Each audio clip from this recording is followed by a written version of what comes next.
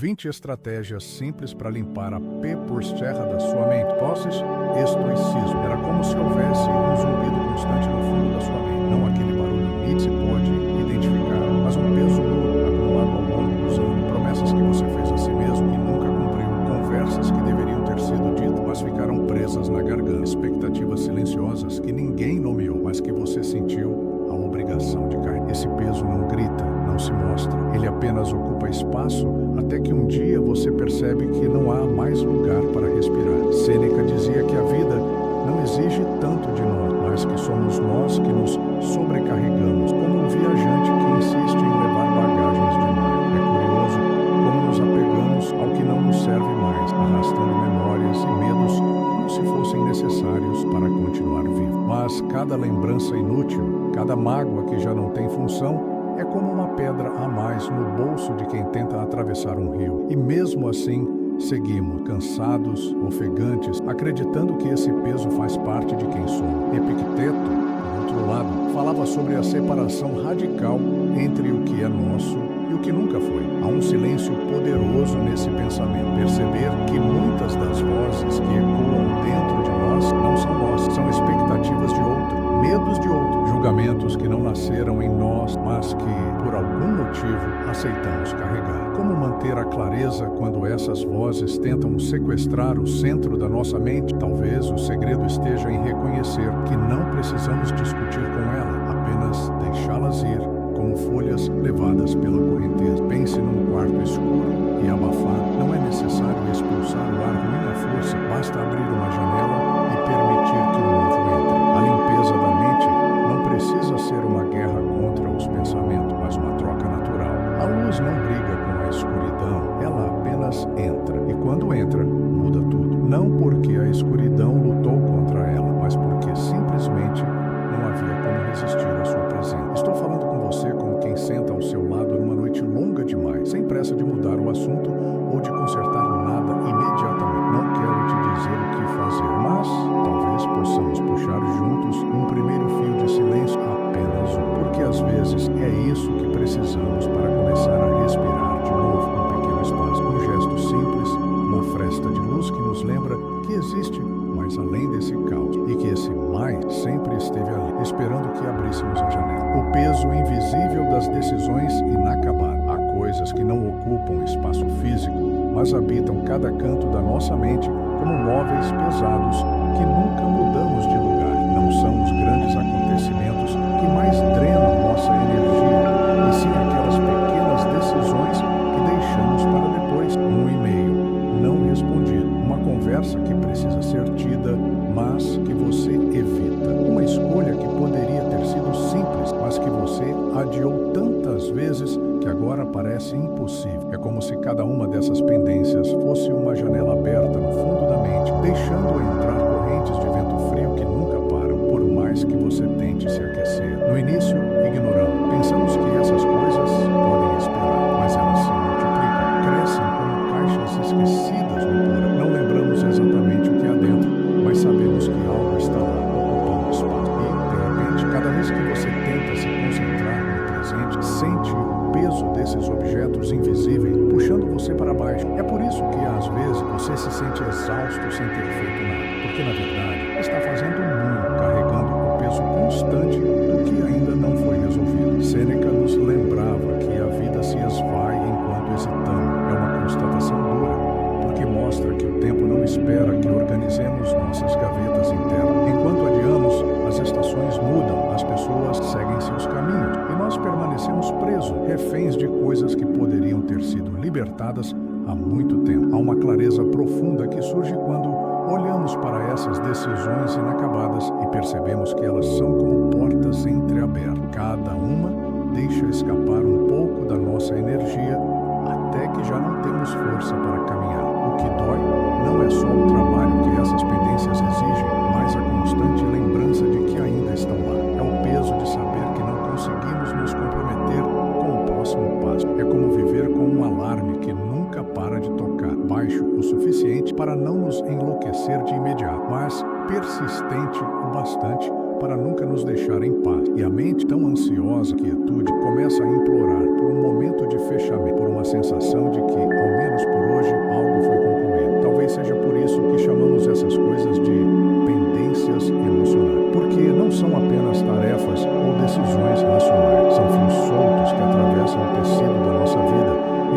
sempre inacabado, e não é preciso que esses fios se rompam todos de uma vez. Basta que alguns sejam amarrados para que a estrutura volte a se sustentar. É nesse momento que a mente, antes agitada, pode finalmente encontrar espaço para respirar. O erro de tentar calar a mente à força. Existe uma ilusão persistente de que, para termos paz, precisamos expulsar os pensamentos que nos incomodam, como se pudéssemos, por pura força de vontade, apagar as imagens que insistem em voltar, silenciar as vozes que repetem o que não queremos ouvir. Mas a mente não funciona assim. Tentar empurrar um pensamento para longe é como tentar empurrar água com as mãos. Quanto mais força fazemos, mais ela escapa pelos dedos e volta a nos tocar. E no processo, acabamos exaustos, confusos e ainda mais presos ao que queríamos evitar. Sêneca, com sua lucidez quase desconfortável, dizia que não é o mar revolto que afoga o homem, mas o fato de lutar contra a correnteza sem saber nadar. Talvez o segredo esteja em aprender a observar essa correnteza, ver o movimento dos pensamentos, reconhecer sua presença, mas não se jogar nele. É contra-intuitivo porque fomos treinados a acreditar que controlar a mente é afastar tudo que não serve. No entanto, o controle verdadeiro não é expulsar, e sim escolher onde pousar o olhar. Há algo de libertador em perceber que um pensamento não precisa ser combatido para perder o poder. Ele pode simplesmente existir, como uma nuvem que cruza o céu sem alterar o curso do vento. Quando brigamos com ele, criamos resistência, e a resistência é combustível. É ela que mantém vivo o que queremos esquecer. Mas quando olhamos com certa distância, sem urgência de mudar, percebemos que a maioria desses pensamentos não tem raízes profundas. Eles passam, sempre passam. O impulso de calar a mente, a força vem, muitas vezes, do medo. Medo de sentir demais, medo de encontrar algo dentro de nós que não sabemos nomear. E nesse medo, criamos uma relação de hostilidade com nós mesmos, como se precisássemos vigiar cada esquina interna para impedir a entrada de algo perigoso. Só que a mente não é um quarto fechado, ela é um campo aberto. O vento que traz poeira também traz frescura. O mesmo espaço que acolhe a inquietação pode, no instante seguinte, abrigar a calma. Ao tentar controlar tudo, perdemos a capacidade de perceber o que realmente importa. E, ironicamente, quanto mais tentamos controlar, mais a mente se torna indomada. É um ciclo que não se rompe pela força, mas pela presença, pela coragem silenciosa de ver, sentir e permitir que cada onda se quebre na margem, sem a necessidade de segurá-la ou expulsá-la. Nesse espaço, o pensamento deixa de ser inimigo e se torna apenas um visitante que chega e vai embora, sem deixar peso para trás. A sujeira que não é sua, mas você insiste em carregar. Algumas cargas não nasceram em nós. São fragmentos de preocupações, medos e dores que pertencem a outras pessoas, mas que por um motivo ou outro decidimos segurar. É como se estivéssemos atravessando um caminho difícil e, no meio dele, aceitássemos carregar a bagagem de alguém que nem sempre pediu que fizéssemos ir. Talvez seja por amor, talvez por culpa, talvez porque nos ensinaram que cuidar é sinônimo de se sacrificar. Mas há uma diferença silenciosa e essencial entre apoiar e assumir. Epicteto nos lembrava, com a clareza de quem sabia onde estava pisando, que a vida é dividida entre o que está no nosso controle e o que nunca esteve. O problema é que confundimos essa fronteira todos os dias. Quando o sofrimento é de alguém que amamos, sentimos a urgência de resolver, como se o alívio do outro dependesse inteiramente de nós. E nesse processo, atravessamos uma linha invisível. Começamos a viver como se os problemas dos outros fossem nosso dever diário, ocupando o mesmo espaço emocional que as nossas próprias questões. Carregar o peso alheio sem limites nos coloca num estado de desgaste que não percebemos de imediato. Primeiro, é uma noite mal dormida, depois é a mente cheia de pensamentos que não têm nada a ver com a nossa vida, mas que ocupam a mesma energia que usaríamos para lidar com nossos próprios desafios. Chega um momento em que não sabemos mais distinguir o que sentimos e o que absorvemos. E essa confusão interna não é só exaustiva, ela é corrosiva. O mais doloroso é que nem sempre a outra pessoa se sente mais leve do que carregamos junto. Muitas vezes continuamos sofrendo ao lado dela, mas agora com o peso dobrado, o dela e o nosso. É como tentar salvar alguém que se afoga, enquanto também estamos com água no peito.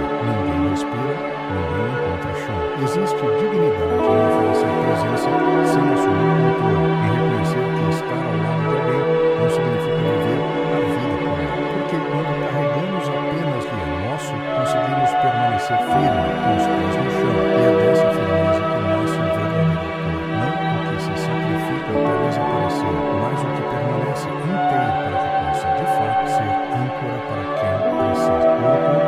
Quando o silêncio vira prisão e não refúgio, o silêncio, quando escolhido, é um território de cura. É nele que a mente encontra espaço para reorganizar as ideias, onde o corpo desacelera e o coração volta ao ritmo certo. Mas o silêncio também pode se transformar em prisão, e a transição entre um e outro é tão sutil que muitas vezes não percebemos. No começo, afastar-se parece necessário, uma pausa para respirar, um tempo para si, só que aos poucos o isolamento se estende, e o que antes era um abrigo começa a se tornar um muro. Há dias em que esse muro parece proteção. Fechamos as portas para o mundo acreditando que assim estaremos seguros. E talvez estejamos. Mas a segurança absoluta tem um preço. Ela também impede que a vida entre. É nesse ponto que o silêncio, em vez de restaurar, começa a corroer. Ele deixa de ser descanso e passa a ser fuga. Uma fuga que não nos leva para lugar nenhum, apenas nos mantém presos dentro de nós mesmos. É possível viver tanto tempo nesse estado que esquecemos que existe outro mundo. Esquecemos do som das vozes que nos acolhem, do peso bom de um abraço sincero, da presença de quem fica ao nosso lado, mesmo quando não há nada para dizer. O silêncio prisão não se percebe pelo barulho externo, mas pela ausência de movimento interno. É quando tudo parece parar, como um rio congelado no inverno, que a alma começa a perder a força. Marco Aurélio dizia que é possível estar cercado de gente e ainda assim permanecer calmo por dentro, assim como é possível estar sozinho e continuar em guerra consigo mesmo. A verdadeira paz não está em fechar-se do mundo, mas em encontrar um centro que permaneça estável, mesmo quando o mundo está perto. A retirada, quando saudável, nos prepara para voltar. Quando é fuga, ela nos impede de viver. A diferença entre refúgio e prisão é simples, mas essencial. No refúgio, há portas que podemos abrir quando quisermos. Na prisão, as portas existem, mas esquecemos onde está a chave. E talvez o maior risco seja justamente esse: confundir o conforto temporário da solidão com a ideia de que ela é o único lugar onde podemos existir. Porque, no fim, até o silêncio mais profundo precisa, em algum momento, deixar espaço para que a vida entre. Coburn. A metáfora do vaso cheio. Há um ponto em que a mente, assim como um vaso, simplesmente não consegue receber mais nada. Mesmo aquilo que seria bom, mesmo a alegria, mesmo o alívio, acaba pesando. Porque quando já estamos transbordando, não importa a qualidade do que chega, tudo se torna isso. A saturação mental não acontece de um dia para o outro. Ela é silenciosa, quase imperceptível. Pequenas preocupações, obrigações acumuladas, pensamentos repetidos, até que, sem perceber, vivemos em constante sensação de estar à beira do colapso. E é curioso como, nesse estado, até as boas notícias podem nos cansar. Um convite que, em outra fase, traria entusiasmo, agora parece mais uma responsabilidade. Uma oportunidade que antes nos encheria de energia passa a ser vista como mais um peso para administrar. Como tentar colocar flores num vaso já cheio de água turva, elas não terão espaço para se abrir e ainda serão afetadas pelo estado. Sêneca nos lembrava que não adianta acrescentar. Se não tirarmos o que está sobrando, esvaziar não é perda, é preparação. É o espaço que permite que o novo tenha onde se acomodar, sem esmagar o que já está no lugar. Mas temos medo de esvaziar, medo de ficar com medo do vazio. Só que é no vazio que mora a possibilidade da renovação. Quando o vaso está cheio, ele é apenas recipiente. Quando está limpo, com espaço, ele se torna receptivo. Viver com a mente transbordando é viver sem ar. É não ter onde pousar o olhar, porque tudo parece urgente, tudo parece exigir resposta, tudo parece gritar ao mesmo tempo. E não existe clareza quando tudo ocupa o mesmo volume dentro de nós. Esvaziar é, antes de mais nada, devolver às coisas o tamanho real que elas têm, permitir que as pequenas permaneçam pequenas e que as grandes sejam tratadas com o foco que merecem. O vaso cheio é metáfora e é aviso. E a lembrança de que não podemos acumular indefinidamente, de que a mente precisa de pausas, assim como o corpo precisa de descanso, porque quando não esvaziamos por escolha, a vida esvazia por nós e quase sempre faz isso de formas muito mais duras que se tivéssemos feito por conta própria. O ritual pequeno que limpa mais do que horas de esforço. Nem sempre é a grande virada que traz alívio. Muitas vezes é um gesto quase imperceptível que abre espaço para a mente respirar. Há quem acredite que para reorganizar os pensamentos é preciso um dia inteiro, um corte radical na rotina. Mas, na prática, um momento de presença plena pode fazer mais do que horas de esforço forçado. Como quando uma janela é aberta e o ar fresco entra sem pedir licença, mudando o clima do quarto inteiro. Essa ritual não precisa ser complexo. Ele nasce da repetição silenciosa de algo simples: sentar-se, respirar profundamente, escrever algumas linhas, caminhar sem pressa, sentir o peso dos pés no chão. O que importa não é o formato, mas a forma como ele se torna um ponto de ancoragem no meio do campo. Associar esse gesto físico com uma intenção simbólica é como dizer para a mente: aqui é seguro, aqui é espaço para soltar, sem precisar de palavras, sem precisar de explicações. O que torna esse tipo de prática tão eficaz é justamente a ausência de pressão. Não há expectativa de resultados imediatos, não há a cobrança de se sentir melhor na hora. Há apenas a constância silenciosa de um ato que, ontem, abre clareiras no emaranhado dos pensamentos, como se cada repetição fosse um fio puxado, desfazendo nós antigos e deixando a trama mais leve, mais respirável. Marco Aurélio acreditava que pequenas ações repetidas com clareza de propósito moldam não apenas o dia, mas o caráter. Um gesto de 2 minutos feito com atenção tem o poder de alterar o rumo de uma manhã inteira e, no longo prazo, pode mudar a forma como enfrentamos as turbulências inteiras. Porque a mente, assim como o corpo, responde àquilo que é cultivado todos os dias. Talvez o maior valor de um ritual pequeno esteja no fato de que ele cabe em qualquer vento, por mais cheio que esteja. Ele não exige que o mundo